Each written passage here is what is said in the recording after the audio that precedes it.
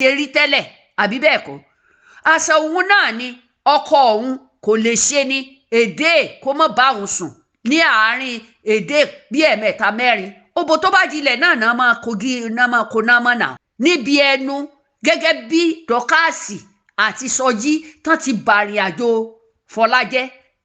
wo ń tán ya lulẹ̀ fún gbogbo lọ́ba nílùú ni káàsì àti wọ Esabod ká mọ́ léèyàn kiri ká mọ́ fọlọ́pàá mú yàn àti kọmíṣánná lòbú ṣẹrẹ́yìn mẹ́tẹ̀ẹ̀ta yẹn àti Saheed Shittu kẹ́ máa fi ọlọ́pàá gbéyàn kiri lórí nẹ́ẹ̀tì ẹ ti sọ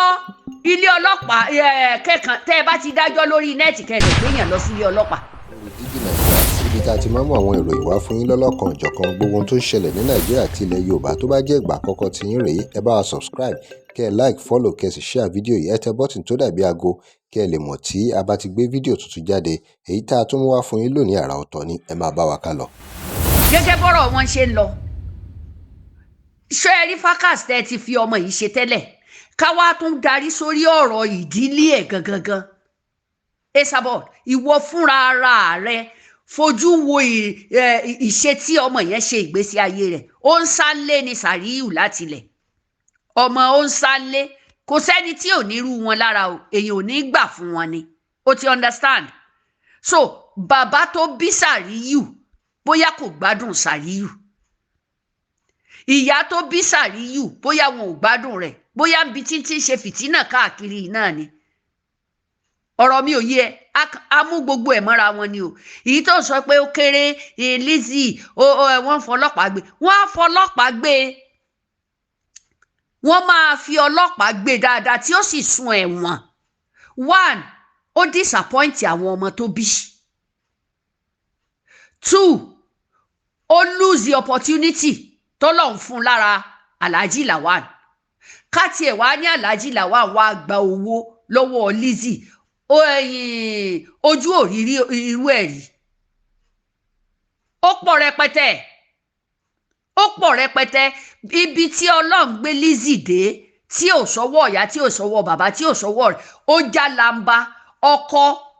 tó fẹ́ ó tún ní kó ràn lọ́wọ́ ó fún lówó ó mọ̀ ìpó wà nílé ṣe bóun bá èèyàn nílé Sàríù báyàn lé Sàríù báyàn lé àwọn yẹn ò ṣe wá ran kankan ipá fi kó jáde kódà àwọn méjèèjì tí wọn ò bá fi ọpọlọ ṣe ni wọn bá tún lọ bá Lizzy but wọn fọpọlọ ṣe wọn máa ń tán go through látara Sàríù lára wọn Sàríù wọbẹ̀ tán ní gbogbo àwọn ìyàwó méjèèjì ọkùnrin ò ráyè gbọ́ tiwọn ó yá ọmọ àkọ́bí Lawal ọwọ́ Lizzy ló wà láti ilẹ̀ ní ìsìn ọmọ yẹn ṣe bẹ́ẹ̀ mọ irú ipò tó wà báyìí ń sìn ẹ dẹ̀ mọ bó ṣe rí tẹ́lẹ̀ àbí bẹ́ẹ̀ kọ́ àṣà òun náà ni ọkọ òun kò lè ṣe ni èdè kó mọ́ bá òun sùn ní àárín èdè bí ẹ̀mẹ́ta mẹ́rin òbò tó bá dilẹ̀ náà máa kogi náà máa kó náà mọ́ náà kòkò tó bá dilẹ̀ ńlá bá máa gbé kaná lójoojúmọ́ tá a máa ro ọkà ó ti àwa obìnrin pọ́ọ̀tù tó bá dáa lè máa wù wá láti fi ṣebẹ̀ Esabod tẹ́ ẹ bá jẹ̀yà abiyamọ gidi gbogbo ẹ̀yin tẹ́ ẹ̀ ń dáwó fún Sàríù ní jí ó wà nínú ipò tó wà yìí ẹ̀yin lẹ ti pa Sàríù sáyé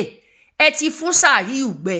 gẹ́gẹ́ bí ọ̀rọ̀ Sàríù fẹ́ dàbí ọ̀rọ̀ Sunday Igboho mo sọ́rí o brọ́dà mi Sunday Igboho Yorùbá nation wọn ò ṣàṣeyọrí fọmọkùnrin yẹn náà ìrìn àjò ọmọkùnrin yẹn wọ́n ti kọ́kọ́ bàjẹ́ níbi ẹnu gẹ́gẹ́ bí Dorcas àti Sọjí tán ti bàrìn àjò Fọlájẹ́ wo ń tán ya lulẹ̀ fún gbogbo lọ́ba nílùú ni mẹ́bẹ́ rí bí Lady K ṣe ń pe lọ́ba ipe ìmáàmù Ọ̀fà o Fúlàní ló jàbálẹ̀ òbí ẹ̀ lẹ́nu Lady K ó yá ilẹ̀ Yorùbá wo ni ó gbọ́ pé irú àwọn tọ́ọ̀gì bẹ́ẹ̀ tẹ̀lé èèyàn tó lóun fẹ́ jà fún Yorùbá tí ó sì gbà káti ẹ̀ wá ní Sunday fúnra ara rẹ̀ gangan ló bá ń sọrú eléyìí ni àmọ̀dá padà á ní báyìí yóò sì tún máa tọrọ àforíjì àwọn ń sọ lọ ní débi pé ní ọ̀jágun kejì wọ́n tó ń bú wọn ṣe gbogbo ìyẹn gbé pè jáde fún wọn ni ó yá èpè tírú bàbá yẹn ààrẹ Gani Adams tó ṣẹlulẹ̀ níjọ́ náà ńgbà dára òjì ó gbádùn ṣé kò lè ran gbogbo iṣẹ́ tó ń ṣe ni ó lè ràn ọ̀tọ̀ níbi tó yẹ ká wá nǹkan sí ọ̀tọ̀ níbi tẹ́ ẹ̀ mọ̀ wá nǹkan sí wo ohun tí Dorcas àti Sọjí wo ohun tán ṣe yes ká gbà pé ó wá látọ̀dọ̀ Secretary Gistlover ṣé Secretary Gistlover ṣó gbé ṣépè ṣó gbé àwọn ọmọ Lizzy ṣépè ṣó gbé ọmọ Lawan ṣépè ó fà á fún wọn pé kán tírìtì kéèsì wọn dẹ̀ ṣe kéèsì bí ìgbà tá a bá ní òwò ṣíṣe ni ọ̀rọ̀ Sàríù ló díjà alẹ̀ láàrin Dorcas àti Sọjí ọmọ yẹn ti fi ìgbésí ayé rẹ̀ ó ti fi díjà lé ó sì ti fi ṣàkóbá fún rẹ̀ ẹ̀yin náà sì tún tẹ́wọ́ gbà á ìwọ òye ewé tó yẹ kó o pe gbogbo wọn papọ̀ lásìkò ìgbà tó ń bá Lizzy jà yẹn opportunity ní jẹ́ kí n bá sọ̀rọ̀ kí n ti ẹ̀rọ wọlé ta ló rán ọ ní ìsìn tó fi lọ kọ́mẹ́ǹtì lọ́dọ̀ Ìyá Àbàdàn mébó òun wá settlement ni àbí kì í ṣe pé lóun wá settlement mo béèrè ǹjẹ́ tí wọn náà bá wá pe Lizzy ńgbà yẹn ká tiẹ̀ wá dẹnu bò ẹ́ pé ó mọ̀ bẹ́ẹ̀ kó fẹ́ parí ìjà gbogbo wa láì kì í ṣe gbogbo wa la máa dẹnu bò ẹ́ àbí o gẹ́gẹ́ bí ọ̀rọ̀ tí mò ń sọ mo ní call ni Esabod ṣe dáadáa wàá pè wọ́n ní àwọn méjèèjì pé ó dáa Lizzy o mo ti pe Sàríù o kí ni nǹkan tó wá jẹ́ ṣé bí wọ́n gan fúnra ara rẹ̀ o gbọ́ rìkọ́dìn tó rìkọ́dì ọkọ ẹ̀ ohun rẹ̀ wà lẹ́nà tó fi èpè ṣe ti Sàríù ìwọ nìkan ṣoṣo ló kọ́kọ́ gbé Sàríù ṣépè ipe olórí burúkú olòṣì ọmọ òfò kò síbi tí Làwáàní ń lọ ọmọ tiẹ̀ Lizzy bó ṣe kó o kan Làwáàní mọ́lẹ̀ wàá kàn mọ́lẹ̀ ṣé o mọ̀ pé o sọ bẹ́ẹ̀ tó ńgbà tó wá yíbìrí tí àwọn sẹ̀pẹ̀tẹ́rì ti pè ọ́ nǹkan báyìí ló ṣe fáwọn ń táwọn fẹ́ fi rìvẹ́ǹtì ní ẹ̀yin lẹ mọ̀ tẹ́ ẹ papọ̀ láàrin yẹn tó fi yíbìrí sórí Sàríù tó ń gbè lẹ́yìn Sàríù sẹ̀pẹ̀tẹ́rì sì ń fara pamọ́ ní gbogbo táìmù yẹn o ti understand okay now ńgbà tọ́rọ̀ wá rí báyìí tó o bá pè wọ́n méjèèjì pé ó dáa ẹ jẹ́ ká parí ẹ̀ fún wọn kó ní kálukú ó mọ̀ lọ tàbí ìwọ Sàríù gbé ọ̀rọ̀ rẹ lọ sọ́dọ̀ woman rights ní Nàìjíríà ẹ ti sọ orí nẹ́ẹ̀tì di court ẹ ti sọ orí nẹ́ẹ̀tì di society ẹ ti sọ orí nẹ́ẹ̀tì di ilé adájọ́ ẹ sì ti sọ orí nẹ́ẹ̀tì di nǹkan tó jẹ́ pé ọlọ́pàá lẹ́ẹ̀mọ̀ fi mọ́ ó wà nù àwọn Islam Kìrìsìtẹ́nì nìkan náà mórí bọ́ nínú ọ̀rọ̀ yìí àwọn oníṣẹ̀ṣe gan náà mórí bọ́ ṣe rí ẹ̀yin Dorcas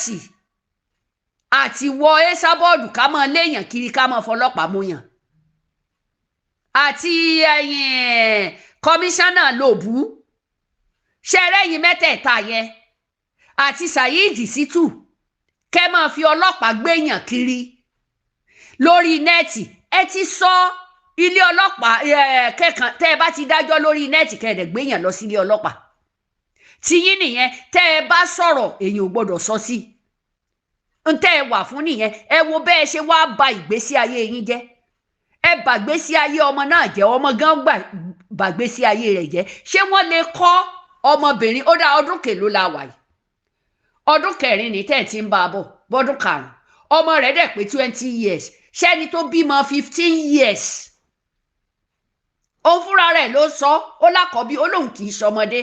àkọ́bí òun owó yẹn tó bá jẹ́ pé ní ṣọ́ọ̀bù míì tí ò fẹ́ kí gbogbo yín ó mọ̀ ìní ẹ̀ sọ fún yín pé kó tètè kó yanu sọ Sàríù kan lè jẹ́ ọmọ dáadáa nínú ìdílé ìyá ẹ̀ ó ń sálé ni wọn ò kákún òun náà sì ti ní kán má yọjú owó lòun fẹ́ fi gbà ó yá ń gbà tí àbúrò bàbá rẹ̀ tóun náà jáde ọ̀dẹ̀ àgbààyà òbí òṣì tí ò béèrè ẹjọ́ irú kó tiẹ̀ wá lọ sílé Lizzy tàbí kó pe Lizzy pé Lizzy mò ń bọ̀ wá bá ẹ̀ dákun torí Ọlọ́run ọkọ mi kóòtù mo kanlẹ̀ fẹ́ mọ tí ń bẹ́ẹ̀ mi ò ní kí Láwàní ó gba Sàríyù padà mọ́. Lizzy wàláì gbogbo bó ṣe burú tó ó ní respect mi ò fi rojú rẹ̀. Iye ewé ọmọ bí Lizzy ṣe ń pè ẹ́ o, yes ma yes ma yes ma, dọ́là àwa yìí náà yes ma, màámi ni dọ́là. Gbogbo bí òun àti ṣẹ́gẹ̀ ò ṣe bí wọn ò ṣe rẹ́pọ̀ mọ́ wàláì dọ́là. Brother mi mo gbọ́, uncle mi mo gbọ́, grandpa mo gbọ́ ni. Kò síjú wòyàn èyí ẹni tí ò bá yẹ kó síjú wò tàbí téèyàn bá wí ó lè dákẹ́ kó máa wò yín kò ní dáhùn, ó lè mọ̀ wáyà sí i mọ́, ṣùgbọ́n pé kó wá straight àfẹ̀yìn tẹ́ ẹ bá rí òótọ́ ọ̀rọ̀ tẹ́ ẹ bá sọ. Lizzy ó tẹ̀ yóò kódà ó máa ń rọ́jú láti tẹ̀ síyàn lójú ni, kì í fẹ́ kí kinní yẹn ó ṣẹlẹ̀, á rọ́jú láti sọ kinní Drop pé your comment, tó ń bá remember to wò like, share and bí follow ò us. fi Thanks for rójú ẹ̀ watching. ó ti hàn nú wa ẹ̀. Ní ìsíngbà tẹ ṣépè fún yàn fún dídí ọdún mẹ́rin, òun wá dìde láàrin ọdún kan ó bẹ̀rẹ̀ tiẹ̀ ẹ wá ní gbọ́mọ ṣépè. Esabod ìwọ ló kọ́kọ́ kí èpè mọ́lẹ̀ tó rí tí Sàríyù tó ṣe tí ò dáa. Àfìgbà tí ṣẹ̀pẹ̀tẹ́rì mo tuntun sọ òun ló pè ẹ́ padà ló sọ̀rọ̀ fún ẹ. Ńgbò òsì rówó birthday gbà mọ́ tí owó ò yọ ó mọye owó tó ti kọ́kọ́ gbà kó tó di pé ó jáwọ́ ni. Ó dẹ̀ ń wá owó yẹn sí àsìkò yìí tí birthday rẹ̀ ń bọ̀ ó wo bó ṣe ń ṣe ni tó ṣe show 3 hours 4 hours. Ìwọ tó mọ ọgbọ́n tó fi lọ bá ìyá Ìbàdàn ó ní tó fẹ́ gbà kì í ṣe pé ló ẹ dárí jìnra yín láàrin ìwọ ìyá Ìbàdàn tó sú gàrá ni tó sú ọ. Ànábìdè káfìrí lẹ́sì kọ́kọ́ máa ṣe ná wo àlùjọ. Ṣé wọ́n mọ̀ pé àlùjọ lè ṣe bẹ́ẹ̀ fún ẹ? Mo béèrè ìwọ náà wo géèmù tó gbá láàrin àlùjọ yẹn. Ó fún lówó ẹ̀dẹ̀dẹ́ sí ẹni tó ṣàánú ẹ̀. Ní ìsìn òun náà wá já kò sí téèyàn bá fi àbòsí bẹ̀rẹ̀ tí àbòsí ò ní parí ẹ̀ o. Kò sí téèyàn bá fi àbòsí bẹ̀rẹ̀ tí àbòsí ló máa parí ẹ̀ o. Iye ewé ẹ ṣe ó kù díẹ̀ káàtó gbogbo yín pátá. Ẹ ti lo ìgbésí ayé Sàríyù ti lo ìgbésí ayé rẹ̀ lórí nẹ́ẹ̀tì, kò dẹ̀ ní ẹ̀gbọ́n kò lẹ́bí tó dáa. Àwọn àfáà tó so wọ́n pọ̀ tẹ́ ẹ ní wọ́n so yìgì àwọn náà dà, ṣé kò lè gbẹ́jọ́ lọ bá wọn? Woman rights kò lè gbẹ́jọ́ lọ bá wọn, orí nẹ́ẹ̀tì lẹ ti dájọ́. Kò sí ni a ṣe ní máa ṣe rẹ̀, a ṣe ni ó máa ṣe rẹ̀. Ẹ wo bí gbogbo yín pátá tán da gbogbo yín sẹ́wọ̀n. Ẹ ti fún gbẹ pàṣẹ́ntéèjì ẹ sọ síta pé ń gba pàṣẹ́ntéèjì ẹ ń gbowó fún la gbọ́. Nígbà tẹ́ ẹ lẹ́ fún yàn ní 6.5 òun náà ló fọ ẹnu ara rẹ̀ sọ Dorcas ló bi léèrè ó dẹ̀ sọ jáde tí gbogbo ayé gbọ́. Ení ẹ̀dẹ̀ lẹ́ ra mọ́tò fún àṣẹ mọ́tò rọ ni means ilé tẹ́ ẹ lẹ́ kọ́ fún ilé rọ ni kí wàá lẹ fẹ́ gbé jáde sí, kí wàá lo ní wọ́n máa gbé jáde sí. Ó ti di dandan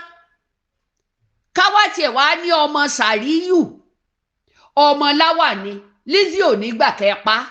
yóò tètè fariwo jáde ni. Tí Lizzy bá fẹ́ mú Sàríyù wà láìtàláì kò gbà ní ìṣẹ́jú 5. Sàríyù ẹ̀yin lẹ́ ń competition lé Lizzy lórí. Lizzy ò tí ì lọ fi ọwọ́ rẹ̀ competition fún gbogbo yín rí fún Sàríyù rí. Ìwọ iná ló ní kí Lizzy ó lọ pe Sọjí àti Dorcas lẹ́jọ́ nílùú èbó means owó tí ò lè ná fún ẹ kó nànà dànù nílùú èbó. Ọmọbìnrin yẹn dẹ̀ ná gbírígìdì owó. Kí lẹ tún fẹ́ kó ṣe? Lizzy sì máa pa mùsù fún yín o.